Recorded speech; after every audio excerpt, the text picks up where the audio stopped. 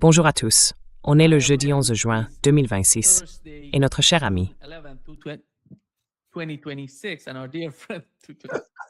J'adore ça. J'adore ton introduction et notre cher ami Pepe Escobar est avec nous. Bienvenue Pepe. Quel plaisir d'être avec toi, Nima, et avec vous tous, notre public. Malheureusement, je suis maintenant en Otanistan. Donc plus de Shanghai, plus de Saint-Pétersbourg pour vous, ni Moscou, ni tout ça. Je suis de retour en enfer, littéralement en Otanistan. On va donc avoir beaucoup de choses à se dire.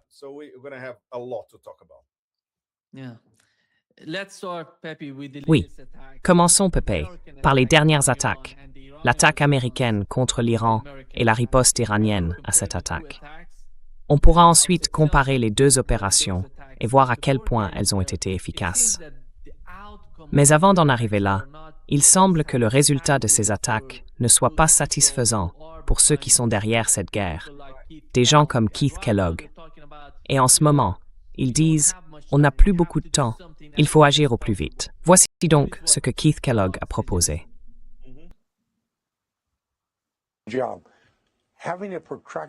Mener une guerre qui s'éternise, ce n'est pas la manière américaine de faire la guerre. C'est un type de conflit auquel on s'est habitué ces dernières décennies, avec ce qu'on a fait en Afghanistan ou en Irak.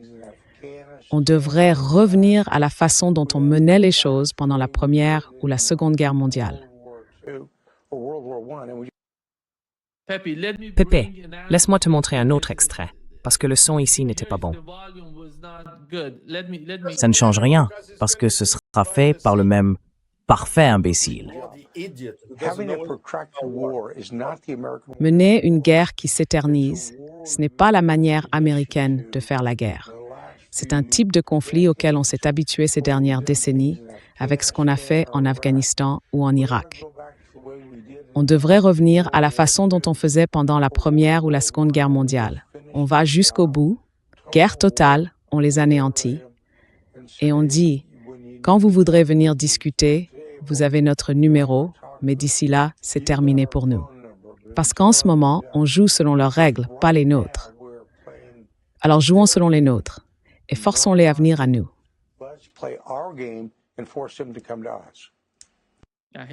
En gros, je pense qu'il parle d'utiliser des armes nucléaires. Oui, absolument. Et d'ailleurs, je suis sûr que beaucoup d'entre vous, dans notre public, savent que Keith Kellogg est un parfait imbécile, sans aucune expérience de guerre d'ailleurs. Et en plus, il a perdu en Afghanistan et en Irak. Donc franchement, qu'il ferme sa gueule. Mais bon, tout ça s'inscrit dans ce qui s'est passé ces derniers jours, Nima. La semaine dernière, il y avait une lueur d'espoir que les Américains commencent enfin à écouter, au moins les efforts de médiation des Pakistanais, la proposition mise sur la table par l'Iran, et qu'on puisse au minimum avoir une sorte d'entente diplomatique entre Mar-a-Lago et Washington. Mais ça n'a duré que quelques jours. Et cette semaine, tout est parti en vrille. On est revenu à la phase 2 de cette guerre. Maintenant, c'est la guerre à plein temps, la phase 2. Et ce que cet idiot absolu Kellogg a dit reflète exactement ce qu'il y a dans la tête du babouin de la barbarie.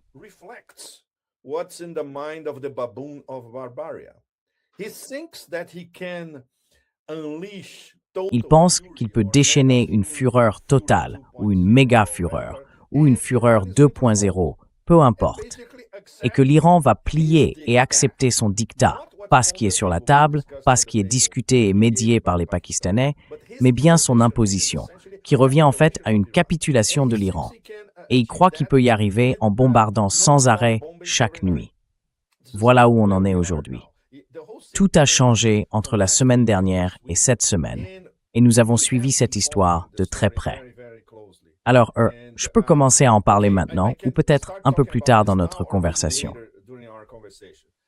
C'est lié à notre nouvelle chaîne YouTube, où la semaine dernière, nous avons révélé coup sur coup 2 exclusivités mondiales, avec des informations exclusives venues directement de la table des médiateurs pakistanais.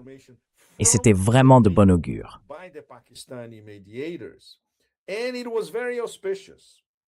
Le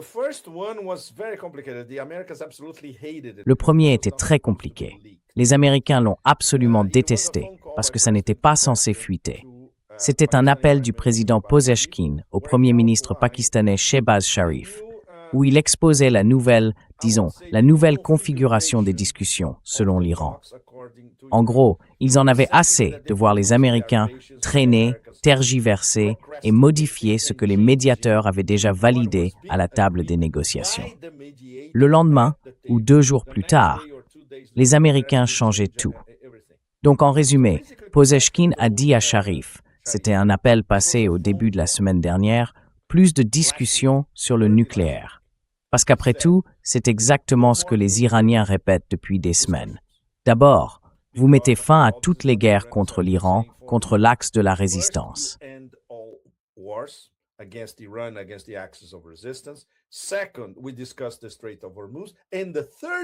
Deuxième point, on parle du détroit d'Ormuz. Et la troisième étape, c'est de discuter du dossier nucléaire. Alors sur le deuxième point, Pezeshkian a répété à Sharif qu'il n'y aurait aucune discussion menant à un nouvel accord du type JCPOA. Ce n'est pas l'ordre prévu par la nouvelle procédure. Il faut respecter l'ordre établi. Et le troisième point, c'est ce qui a rendu les Américains complètement fous, parce que cette information a fini par arriver jusqu'à Marco Rubio, à Washington.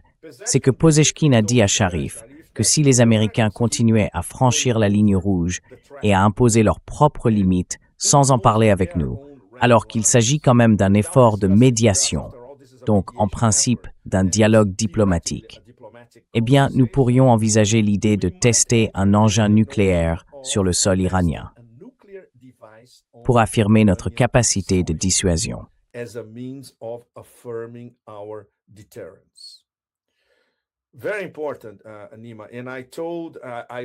Très important, Nima.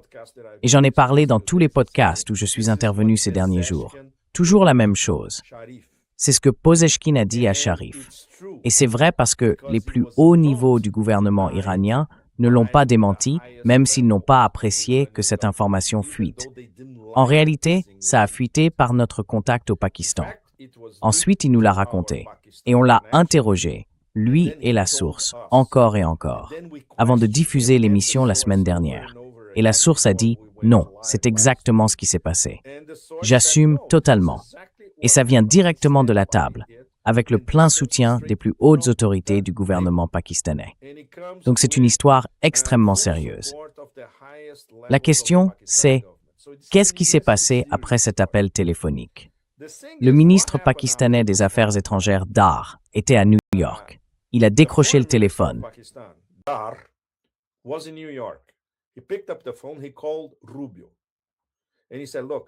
Il a appelé Rubio et lui a dit « Écoute, j'ai quelque chose de très, très important à te dire. » Et Rubio a tout de suite répondu « Viens à Washington, maintenant. » Le lendemain, Dar est allé à Washington et ils ont eu un entretien en face à face avec Rubio. Il lui a raconté exactement l'histoire que je viens de vous raconter, à vous et à notre public. Évidemment, Rubio a ensuite raconté cette histoire à Trump. Alors, qu'est-ce qui s'est passé ce même jour? C'était le 29 mai. Toute cette rhétorique de Trump, cette rhétorique belliqueuse, s'est arrêtée net. Le ton a changé. Et Trump commençait même à dire « Ah, il va y avoir un accord. Il va y avoir un accord. » Bon, il avait déjà promis que la guerre était finie. Le dernier décompte, c'est qu'il l'a promis 37 fois. Probablement qu'on atteindra 40 cette semaine, non? Et une autre information qu'on vient d'avoir juste à l'instant, du CENTCOM. Pardon de vous interrompre. La dernière information publiée par le CENTCOM, c'est que le détroit d'Ormuz reste ouvert à la navigation. C'est bien ça?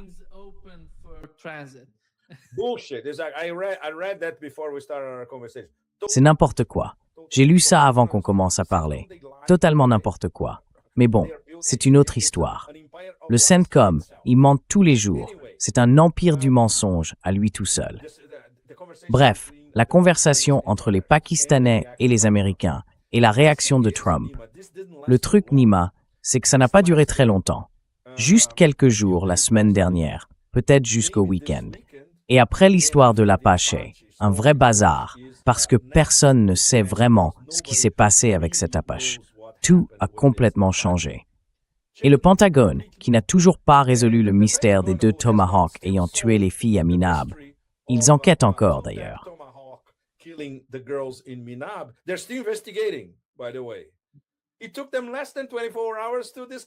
Il leur a fallu moins de 24 heures pour découvrir que c'était un drone Shahed à l'origine du crash de l'hélicoptère Apache. Et les pilotes ont survécu miraculeusement avant d'être secourus par un bateau américain.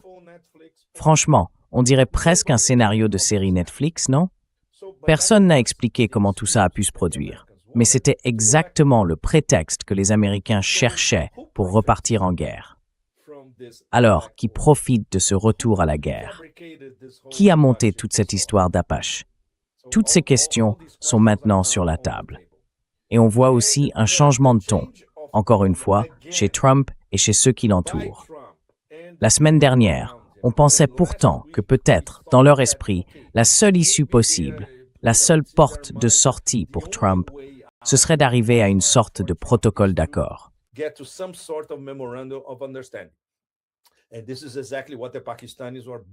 Et c'est exactement ce que les Pakistanais s'efforcent d'obtenir, jour et nuit, sans relâche.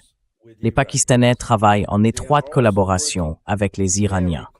Ils coopèrent aussi très étroitement avec les Saoudiens.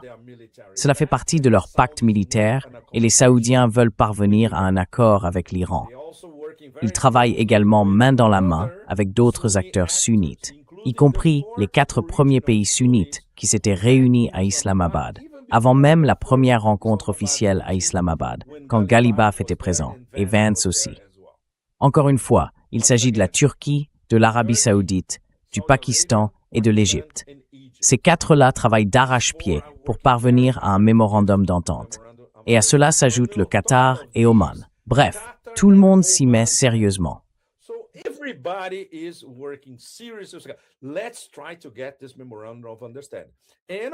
Essayons d'obtenir ce protocole d'accord. Et bien sûr, eux aussi font pression sur l'administration Trump. Après tout, ils ont leurs propres canaux pour parler à l'administration Trump. Mais comme on peut le voir, tout a été complètement bouleversé ces 3 ou 4 derniers jours avec l'affaire des Apaches. Cette histoire d'Apache a été le catalyseur du changement. Je ne dirais pas un changement de cœur, mais encore une fois, un changement de ton. Et Trump est revenu à son meilleur rôle d'empereur de la barbarie. D'accord, on va bombarder l'Iran jusqu'à le réduire en miettes, chaque nuit, de plus en plus fort. On discute de la manière de frapper leurs ponts et leurs installations électriques. On va prendre l'île de Karg.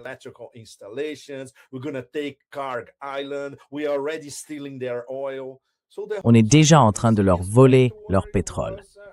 Donc, tout revient à la situation qu'on avait pendant la guerre. Et c'est pour ça que c'est si dangereux. Parce qu'apparemment, maintenant, l'administration Trump a pris sa décision. Et Trump, un Trump désespéré, qui cherche une porte de sortie pour plusieurs raisons qu'on connaît très bien, qui contrôle, qui dirige vraiment le jeu.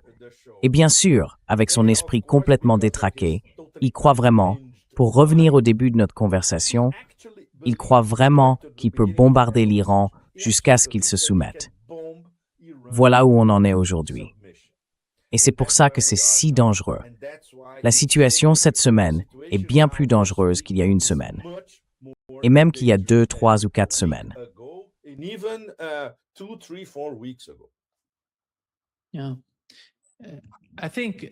Oui. Je pense que l'ampleur des attaques montre d'une certaine façon, en regardant la manière dont les États-Unis ont frappé l'Iran la nuit dernière et la réponse iranienne, qu'on voit les 2 camps en train de se réévaluer, à mon avis.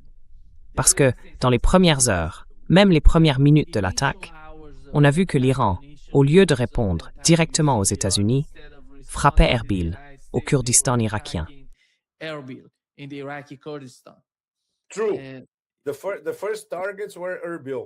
C'est vrai, les premières cibles, c'était Erbil.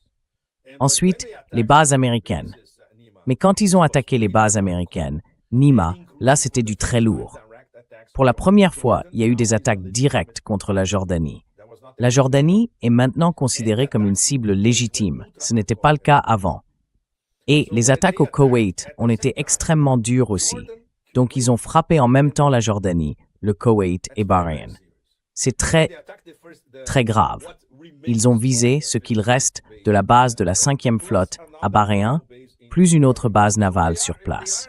Autrement dit, ils frappent sur tout le spectre et ils l'élargissent, puisque maintenant la Jordanie en fait partie.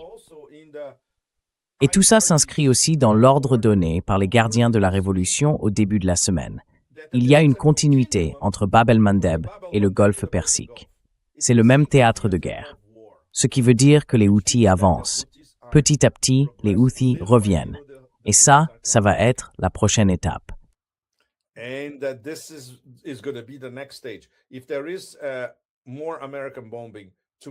S'il y a encore des bombardements américains ce soir et demain, il ne fait aucun doute qu'il y aura une réaction. En fait, il y en a déjà une. Le Bab el-Mandeb est désormais totalement fermé à tout pétrolier lié à Israël. Donc ce n'est que la première étape. Maintenant, on a tout le spectre maritime, du Bab el-Mandeb jusqu'au Golfe Persique et au détroit d'Ormuz.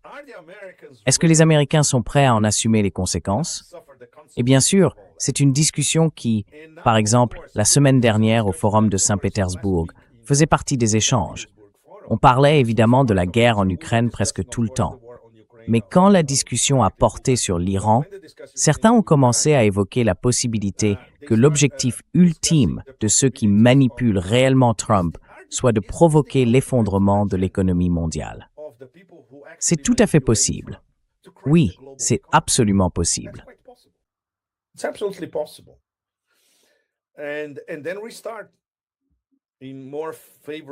Et puis, ils vont relancer les choses à des conditions plus favorables pour eux. C'est tout à fait possible. Parce que si ça continue comme ça, si l'escalade qui a recommencé cette semaine se poursuit, la situation du marché pétrolier et surtout celle du marché obligataire va complètement échapper à tout contrôle.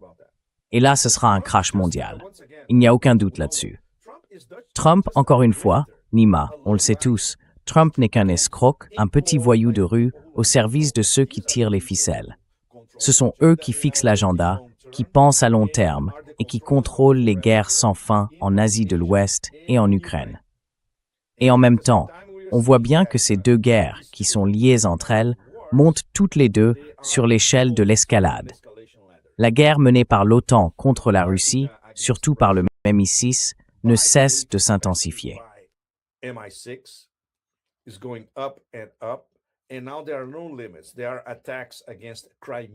maintenant, il n'y a plus de limites. Il y a des attaques contre la Crimée pratiquement tous les jours. La mer Noire, la Crimée au-delà de l'Oural, partout. Des essaims de drones partout. Des essaims de drones contre Moscou. Par exemple, le jour où j'ai quitté Moscou, mon vol pour Istanbul, en pleine nuit, a été retardé de 2 heures. Pourquoi? Parce qu'il y avait une menace d'essaims de drones au-dessus de l'aéroport de Vnukovo, à Moscou. Et ça, c'est quelque chose qui arrive maintenant tous les jours. C'est devenu normal. Et les gens en ont vraiment, vraiment marre. Les Russes commencent à être très, très en colère à cause de tout ça. Alors évidemment, le grand patron, le ministre de la Défense, ils vont devoir rendre des comptes.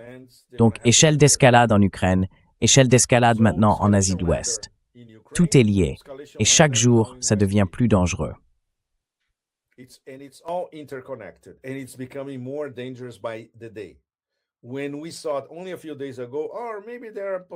Quand on a vu ça, il y a seulement quelques jours, il y avait peut-être encore des possibilités d'arrangement. Les Russes savent qu'il n'y a strictement aucune chance d'avoir une discussion diplomatique sérieuse avec les Européens. Et ils agissent en conséquence. Ils planifient en conséquence. Du point de vue iranien, disons que jusqu'à il y a 2 ou 3 jours, ils pensaient encore un certain type d'entente diplomatique avec les Américains restait possible. Les médiateurs pakistanais jouent un rôle vraiment très important. Je ne dirais pas qu'ils s'essoufflent, mais ils ont travaillé d'arrache-pied pour établir ces liens, pour faire les allers-retours entre les Américains et les Iraniens, pour rallier tout le monde à leur cause, les Saoudiens, les Qataris, Les Omanais, la Turquie, tout le monde.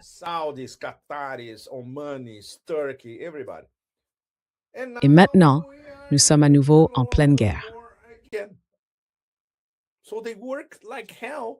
Alors, ils se donnent un mal fou pour rien.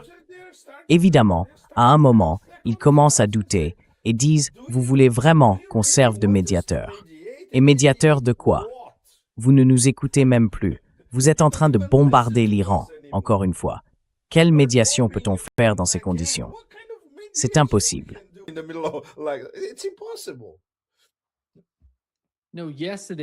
Non, hier, pendant que les États-Unis décidaient d'attaquer l'Iran, une délégation qatari se trouvait en Iran pour discuter avec les Iraniens.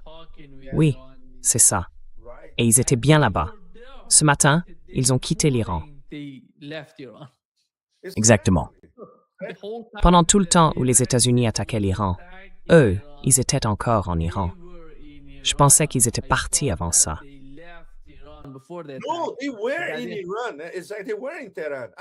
Non, ils étaient en Iran. C'est comme s'ils étaient à Téhéran. Absolument. Donc, encore une fois, il n'y a plus aucune limite à la démence, littéralement, de l'empereur de la barbarie, de son secrétaire des guerres éternelles, qui est un clone très dangereux. Et des gens qui l'écoutent, quoi, 4 ou 5 personnes, pas plus. Des gens sensés, avec un vrai jugement, oublie ça. Ils n'essaient même pas de les écouter. Et c'est de plus en plus dangereux, Nima. Parce que bien sûr, ce n'est pas un stratège. La seule chose qu'il voit, c'est le bourbier dans lequel il s'est lui-même enfoncé et dont il est incapable de sortir. C'est pour ça qu'il a commencé à se dire « Très bien, je vais les bombarder jusqu'à ce qu'ils meurent, et ils viendront me supplier. »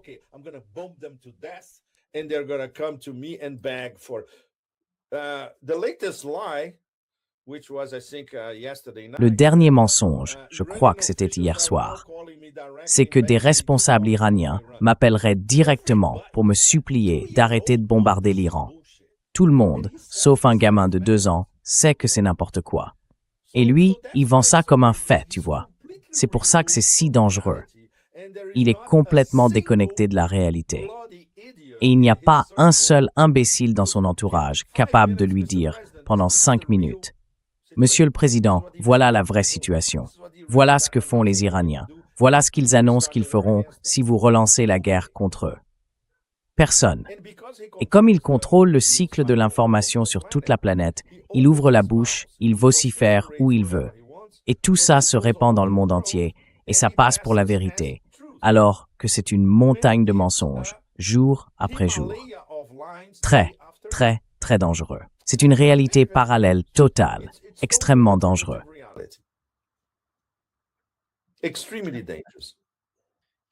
Pepe, je suis aussi convaincu que l'Iran a une domination totale dans l'escalade.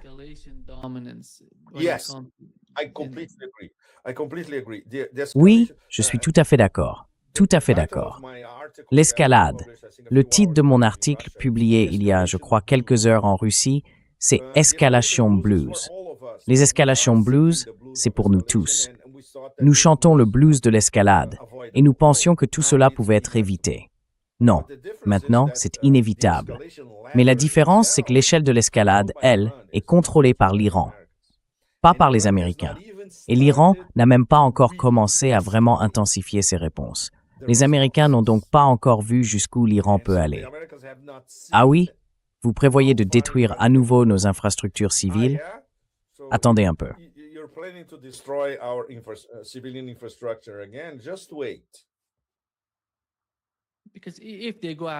Parce que, s'ils s'en prennent aux infrastructures civiles, vous savez qu'ils ont frappé 2 réservoirs d'eau. Oui, 2 réservoirs sur l'île de Sirik, qui fournissent l'eau potable à toute l'île. Zézambé. Oui, mais l'Iran n'a pas fait monter les tensions. L'Iran n'a pas réagi de la même manière. Il continue de se concentrer sur les bases américaines, sur les points stratégiques de ces pays pendant qu'on attaque l'Iran. Ils ont précisé, le corps des gardiens de la révolution islamique a précisé que 12 missiles balistiques avaient été utilisés pour frapper cette grande base aérienne en Jordanie, comme vous l'avez mentionné. Et apparemment, beaucoup de F-15, de F-16, de F-35 se sont littéralement réduits en poussière. Oui, c'est tout à fait possible. Absolument. Et imaginez un instant, quelle serait la cible la plus facile pour l'Iran? L'aéroport Ben Gurion.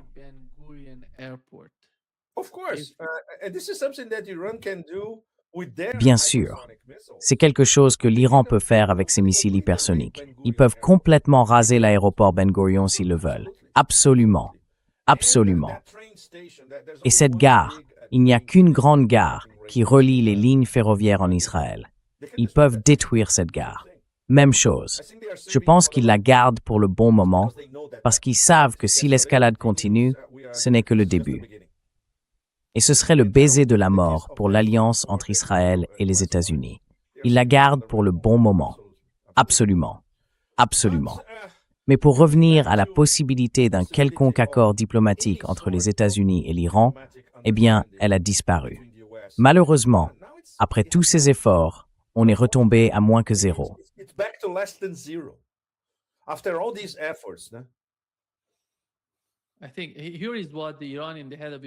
Je pense que voici ce qu'a dit le président du Parlement iranien et principal négociateur Kalibaf.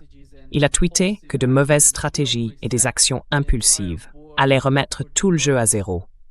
Mais en pire, faire exploser les infrastructures et les marchés de l'énergie et créer un bourbier sans fin dans lequel vous resterez coincé pendant des années. Et vous verrez un Iran différent. Je crois qu'en ce moment précis, nous sommes en train de voir un Iran différent. C'est pour ça qu'ils attaquent Israël sans avoir été attaqués par Israël, à cause du Liban. C'est tout le jeu. Le jeu a complètement changé.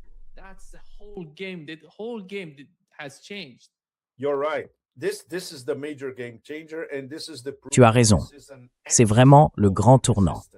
Et c'est la preuve que tout ça fait partie d'un processus de l'axe de la résistance. Ce n'est pas seulement l'Iran. Le fait que cette interconnexion maritime qui relie Bab el-Mandeb au golfe Persique soit exactement la même chose montre bien qu'il s'agit d'un axe de résistance unifié qui affronte désormais les États-Unis et Israël. Il n'y a plus de division.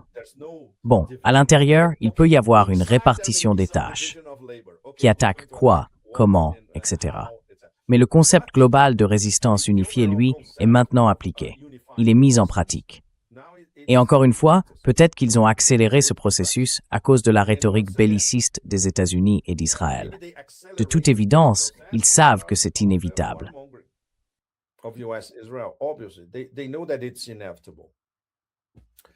But all that, once again, it's the road that is leading all of us is the most dangerous road possible.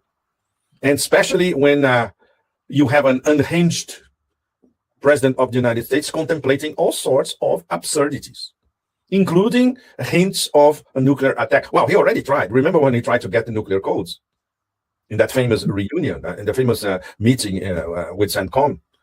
So it's, wow, it could not be worse than what it is now. And how fast it changed. Well, anyway, coming back to what we were trying to do, Nima, Larry and I, we still believe that we have to try to support diplomacy and mediation efforts.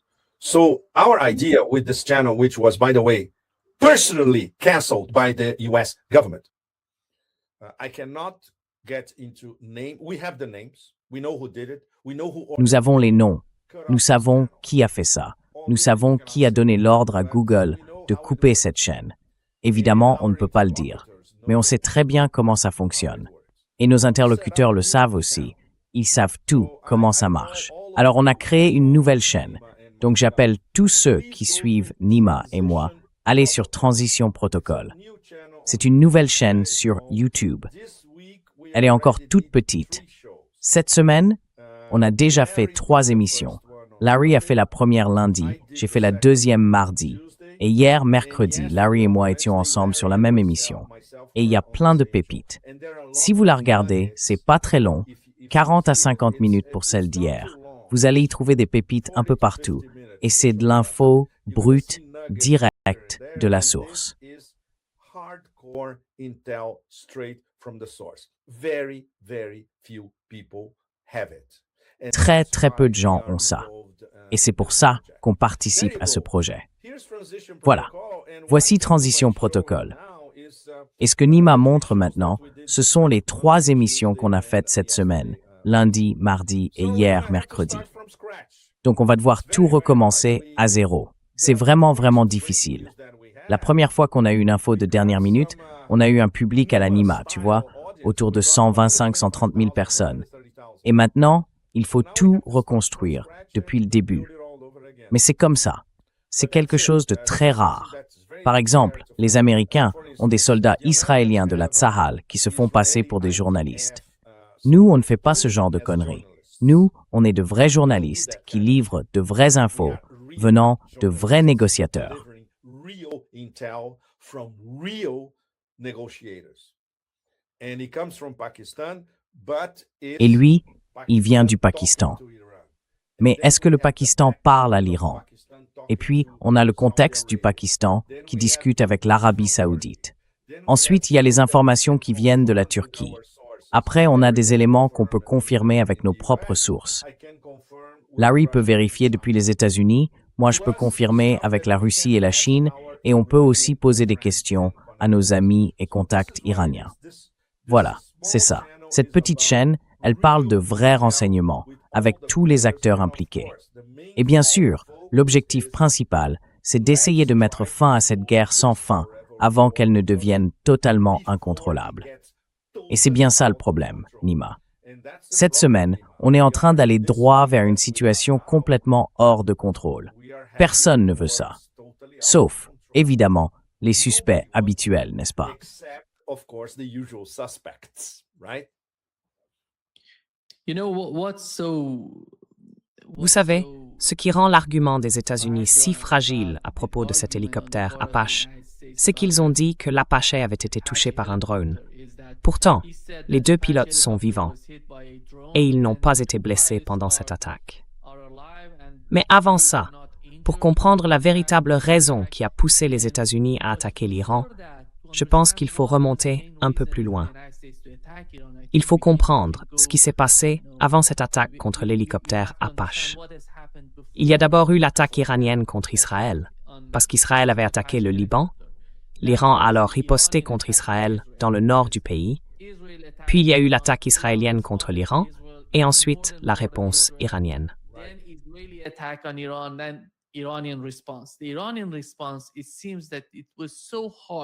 La riposte iranienne, apparemment, a été très forte. Les Israéliens ont dit avoir intercepté tous les missiles que l'Iran avait tirés sur Israël.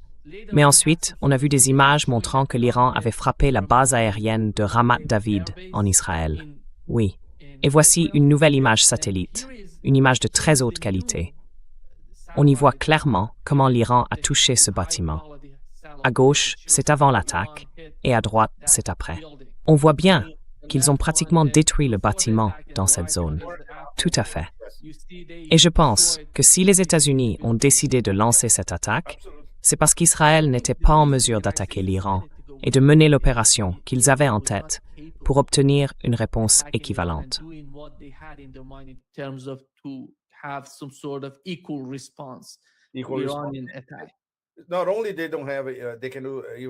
Non seulement ils n'ont plus vraiment de moyens d'action, mais leurs intercepteurs et leurs capacités de défense sont extrêmement réduits. Exactement. Donc, l'Iran peut désormais bombarder Israël pratiquement en toute impunité. S'il décide de monter d'un cran dans l'escalade et de frapper Israël, ce n'est plus un problème pour l'Iran aujourd'hui. Et évidemment, les Américains ont complètement paniqué face à ça. Sans aucun doute. Sans aucun doute.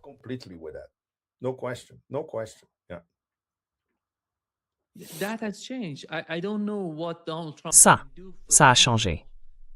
Je ne sais pas ce que Donald Trump peut faire pour Israël, parce qu'ils étaient déjà dans la région. Ils avaient tout sur place quand l'Iran a attaqué Israël. Et comme l'ont rapporté les médias israéliens, les États-Unis ont essayé d'intercepter ces missiles, mais ils n'y sont pas parvenus. C'est la réalité. Leurs capacités de défense ont été réduites de façon drastique. C'est le problème auquel les États-Unis font face en ce moment. Je ne sais pas si ces offensives vont aider l'administration Trump ou la position israélienne, mais ça n'arrivera pas. No, no, of course not. Non, bien sûr que non. Et à cause de la réaction de l'Iran, on a vu que le début de la riposte iranienne.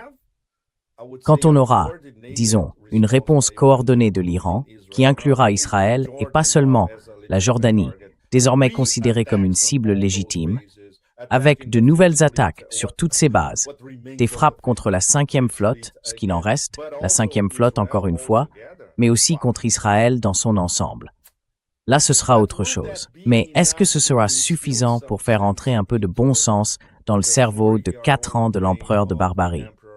On sait bien que non, Nima. Malheureusement. Par exemple, j'en ai beaucoup parlé avec Larry. Larry pense qu'il y a moins que 0 chance d'un accord diplomatique. Moi, je pense qu'il y a exactement 0. Il a complètement raison. Si on demande à notre ami Alastair Crooke, Alastair écrit et analyse depuis un moment qu'un accord diplomatique est pratiquement impossible. Alors, qu'est-ce qu'il reste après tous ces efforts des Pakistanais? Bien sûr, on reçoit des nouvelles des médiateurs pakistanais tous les jours maintenant. Ils sont encore, bon, pour être réaliste, ils restent plutôt optimistes parce qu'ils répètent toujours, comme on l'a entendu hier soir par exemple, « Écoutez, l'accord n'est pas mort. La situation est très dangereuse, on est à un moment crucial, mais on ne quitte pas la table. » Et on dit sans arrêt aux Américains, « Regardez, nous-mêmes, nos liens avec Téhéran. » Et tout le monde derrière, la Turquie, l'Arabie Saoudite, Oman, le Qatar, tout le monde veut au moins un protocole d'accord.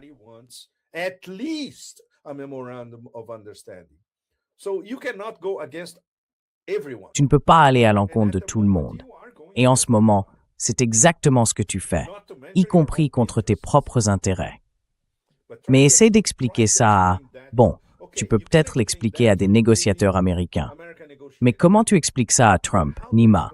On sait bien que c'est impossible. Personne ne peut faire ça. Le seul qui pourrait, s'il reprenait le téléphone, ce serait Poutine. C'est d'ailleurs ce qu'il a essayé de faire il y a quelques semaines, quand ils se sont parlé au téléphone. Poutine a essayé d'expliquer à Trump, « Écoute, prends quelque chose, un protocole d'accord, c'est ta seule chance d'obtenir une offre. Personne ne t'en fera une autre. C'est tout, il n'y a rien d'autre. Tu veux de l'aide? Je peux t'aider. » Évidemment, il ne l'a pas écouté.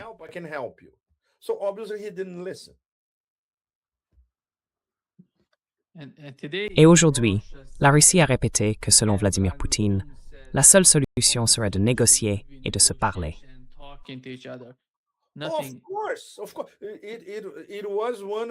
Bien sûr, c'était l'un des grands thèmes à Saint-Pétersbourg la semaine dernière.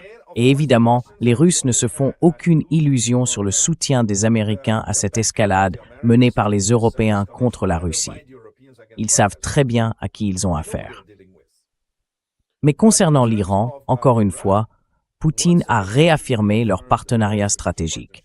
Et l'une des choses qu'il a dites était vraiment fascinante. Il a dit « Regardez, les Iraniens ne nous ont rien demandé. » Ce qui est vrai. Tu connais les Perses, n'est-ce pas, Nima? Ils sont très, très fiers. Non, on peut tout faire nous-mêmes. Et c'est vrai, ils le peuvent. Mais s'ils avaient demandé aux Russes du matériel militaire vraiment lourd, la Russie le leur aurait donné sans même hésiter. Ce que Poutine n'a pas dit, et c'est aussi important que ce qu'il a dit, c'est que la Russie a fourni à l'Iran beaucoup de renseignements de tout premier ordre. Et ça, dans bien des cas, c'est bien plus important que des armes. Bien plus important.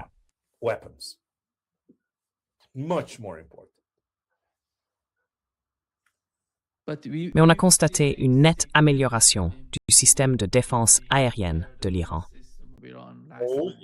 Ah oui, et ça, c'est l'aide très très discrète de la Russie et de la Chine en coulisses. Bien sûr, bien sûr.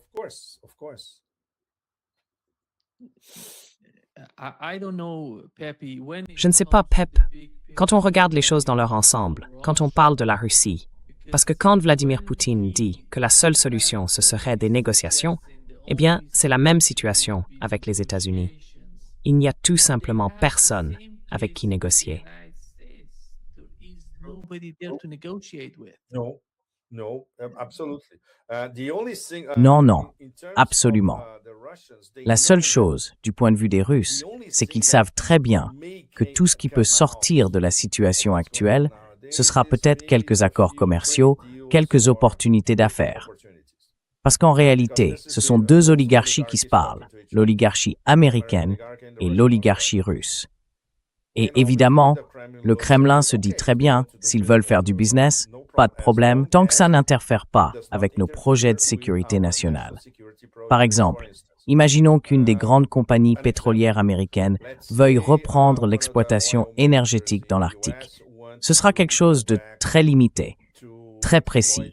Et le gouvernement russe dira bien sûr, d'accord, vous pouvez faire ceci, vous pouvez faire cela. Mais ça, non, c'est exclu. Okay, you can do this, but you cannot do that. It's fine, that's it. But very, very circumscribed. C'est bien. Voilà.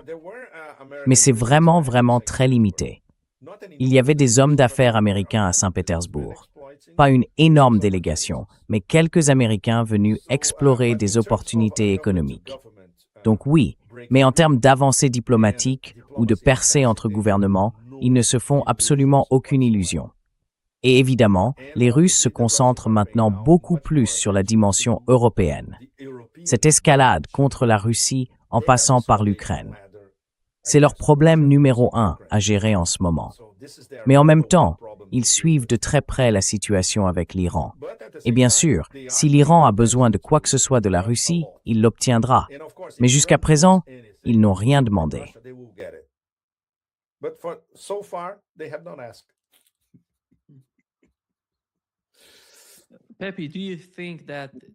Pepe, tu penses que les États-Unis envisagent encore d'envahir certaines de ces îles? Parce qu'aujourd'hui, Donald Trump a dit que l'île de Hawke, on voulait l'envahir. Il a même ajouté que ça faisait partie de l'opération de ce soir, que c'était ce qu'on voulait faire. Mais enfin, si on compte envahir une île, on n'en parle pas publiquement.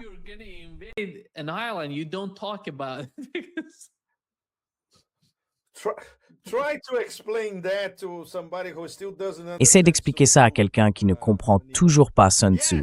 Nima. Oui, on va envahir ton île ce soir ou demain. À quel point faut-il être stupide pour dire ça? Franchement. Mais voilà, c'est avec ce genre de gens qu'on a affaire. Ces gens-là ne sont pas très futés. Ils sont dangereux, mais pas très intelligents. Et le type qui dirige le Pentagone, lui, il n'est même pas malin. C'est un idiot complet. Alors qu'est-ce qu'on peut attendre, hein? Mais c'est dangereux. Kellogg, cet idiot absolu. Tu as passé l'extrait au début de notre conversation. Il était tellement stupide qu'il a été mis à l'écart par tout le monde. Les Russes ont même dit « On ne laissera pas cet imbécile s'asseoir à une table pour discuter de quoi que ce soit avec nous. »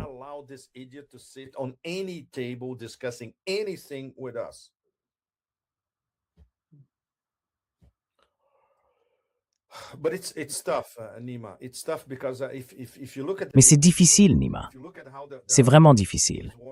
Parce que si on regarde le tableau d'ensemble, si on observe comment ces guerres s'entrecroisent, si on voit le niveau de désespoir des gens qui dirigent les États-Unis, qui contrôlent Trump, et des élites européennes, on se rend compte que leur désespoir commun augmente de jour en jour.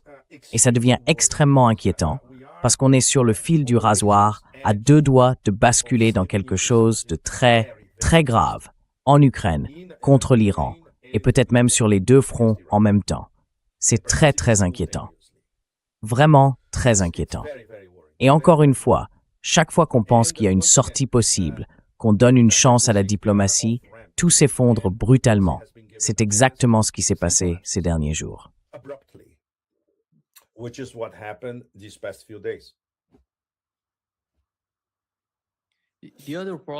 L'autre problème, Pepe, c'est entre Israël et le Liban. On dirait que l'invasion du Liban devient un vrai casse-tête pour Israël.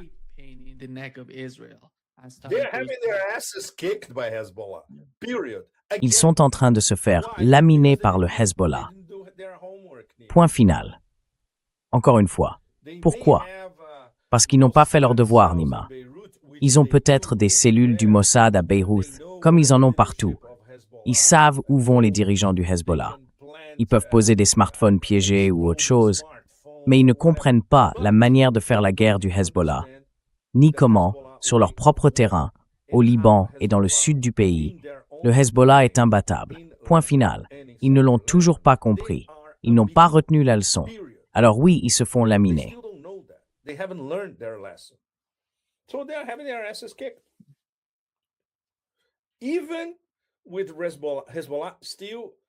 Même avec le Hezbollah encore en reconstruction, comme on l'a vu nous-mêmes l'an dernier, quand je parlais avec des responsables politiques du Hezbollah, des gens très instruits, ils me disaient « Écoutez, c'est un long processus. »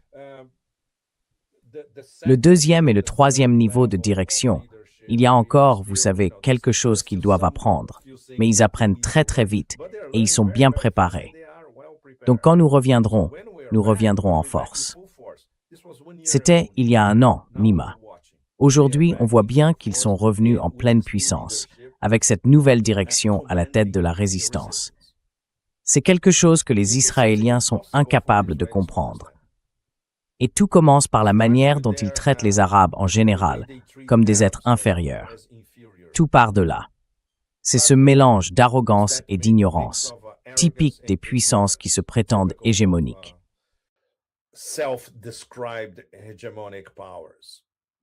Et alors, ils n'apprendront jamais la leçon. Hein? Voilà. La solution israélienne pour le Liban, c'est qu'ils savent qu'ils ne pourront pas vaincre le Hezbollah dans le sud du pays. Alors que peuvent-ils faire d'autre?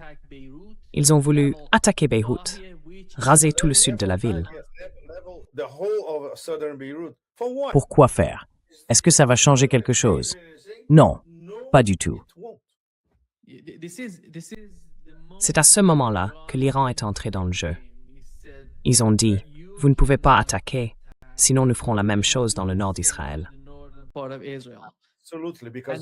Absolument, parce que l'Iran a très bien compris que le plan, c'est de transformer Daïeh en une nouvelle Gaza.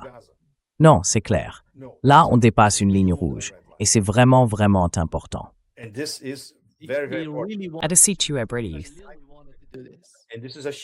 c'est une population chiite, Nima.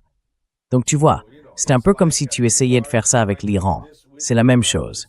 Exactement la même chose, Zach. Et puis hier, on a vu 2 vidéos du président israélien et du premier ministre israélien qui s'adressaient au peuple libanais et au gouvernement, au président du Liban. Le président d'Israël a dit qu'il avait regardé votre interview sur CNN parce que Joseph Aoun avait été interviewé par Christiane Amanpour. En gros, il expliquait comment l'Iran utilise le Hezbollah ou même le Liban comme monnaie d'échange dans les négociations en cours.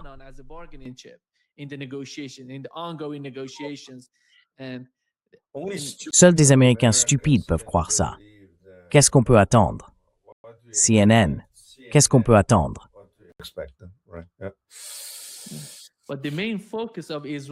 Mais l'attention principale des Israéliens est ailleurs. Le Premier ministre dit au peuple libanais qu'en fait, l'Iran enfin, que nous sommes amis du peuple libanais. Nous sommes amis du gouvernement libanais. Le seul problème, c'est le Hezbollah. Nous sommes en guerre contre le Hezbollah. C'est le message de Benjamin Netanyahu.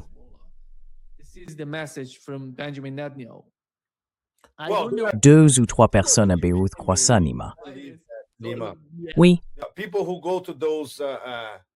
Les gens qui vont dans ces centres commerciaux tapent à l'œil, à la Hariri, près de la Corniche à Beyrouth, et qui rêvent d'être à Paris ou à Rome. Eux, peut-être qu'ils y croient. Mais ça, c'est une minorité de la population. La grande majorité des habitants de Beyrouth, eux, savent très bien que tout ça, c'est du grand n'importe quoi. Et la classe ouvrière, c'est fascinant. Par exemple, l'an dernier, quand j'étais là-bas, je parlais tout le temps avec les travailleurs, dès que j'en avais l'occasion. Et c'est unanime, le Hezbollah nous défend. Parfois, ils ne peuvent pas le dire ouvertement, parce que leur patron est un occidentalisé un peu idiot, complètement formaté par les Américains et les Israéliens. Mais voilà, c'est ça. le fond du fond. Et Beyrouth, c'est une ville absolument exceptionnelle. Le vrai cœur de la classe ouvrière de Beyrouth, c'est ça, la véritable histoire.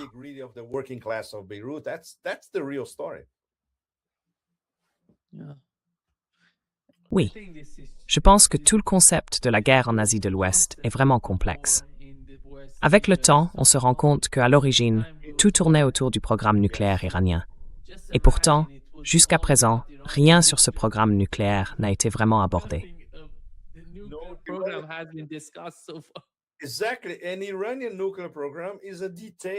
Exactement. Et le programme nucléaire iranien, c'est un détail. L'ordre des discussions établi par l'Iran le prouve bien. La dernière étape, quand on parle de nos problèmes de guerre, de diplomatie et tout le reste, c'est le dossier nucléaire. Il y a beaucoup de sujets bien plus importants à aborder avant ça. C'est un parfait exemple du fait que c'est un détail. Et ça n'a jamais été une affaire majeure. Ce sont les Américains qui en ont fait une grande affaire. L'Iran, comme n'importe quel autre pays, a le droit d'avoir un programme nucléaire civil, comme toutes les nations de la planète. Les Américains en ont fait tout un drame. Non, ils construisent une arme nucléaire. Tout le monde savait, depuis la première fatwa de Khomeini jusqu'à la seconde de Khamenei. Non, nous ne construisons pas d'armes nucléaires, parce que c'est contraire à l'islam.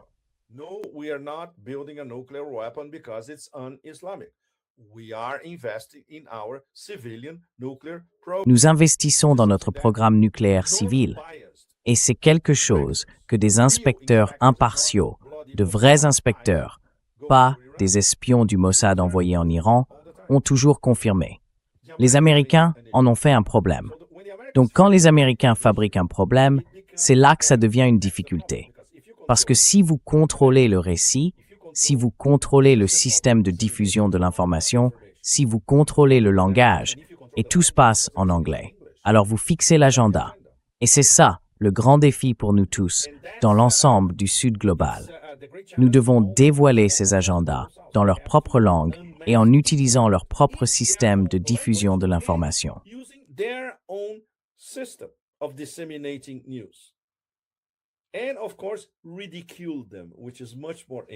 Et bien sûr, les ridiculiser, c'est bien plus intéressant. On peut les démasquer, oui, mais le vrai plaisir, c'est de les tourner en ridicule et de montrer à l'ensemble du Sud global à quel point ils sont stupides et médiocres. Et dangereux, toujours, évidemment.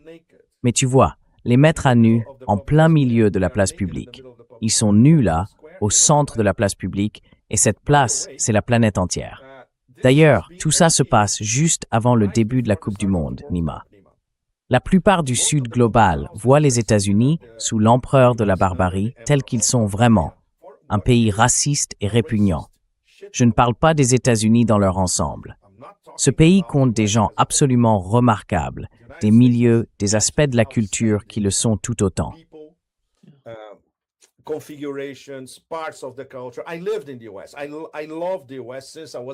J'ai vécu aux États-Unis. J'aime ce pays depuis que je suis enfant. Je le comprends très bien. Je connais les États-Unis mieux que le pays où je suis né. Mais là, je parle des positions de pouvoir, des systèmes de pouvoir et de la configuration particulière de cette administration, qui est l'une des choses les plus méprisables de l'histoire politique moderne. Ce sont ces gens-là qui dirigent les États-Unis, et ils essayent de transformer le pays en un endroit raciste et répugnant. La meilleure démonstration ces derniers jours, c'est la façon dont ils traitent certains responsables politiques, des visiteurs venus du Sud global pour assister à l'événement sportif le plus important de la planète, le Sénégal, l'Ouzbékistan, l'arbitre somalien. C'est honteux, plus que honteux.